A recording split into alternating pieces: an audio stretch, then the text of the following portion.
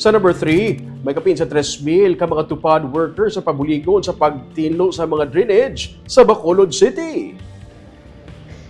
Ipabuligon ini sila sa paglimpyo sa mga drainage system, mga creeks kag kasubaan, sumugod buwas nga adlaw. Ini gipahayag ni Bacolod Congressman Abde Benitez. Suno kay Benitez, yara ang suporta sang 15 ka nagkalain nga mga ahensya sa inasambit nga inisyatibo kag magapanguna diri Department of Public Works and Highways sa pagdumala sa mga clearing kag dredging operations. Sa bahay naman sang kagamitan, ginpatag man ni DPWH Undersecretary Charles Calima nga sa target ka 200 ka heavy equipment nga kinahanglanon para sa operasyon, pero yara lamang sa subong sa 35 ka mga units ang available.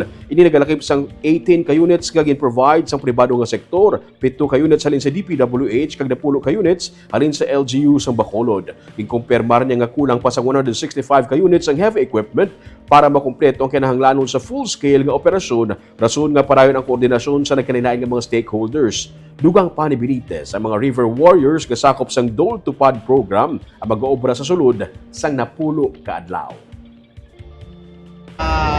Dapat itong mga agencies, 15 agencies to ang in-involve nila, but of course ang lead agency is DPWH, kaya sila na diyang nakatutok sa itong problema. At ang mga warriors, sila itong masweldo sa ila ko?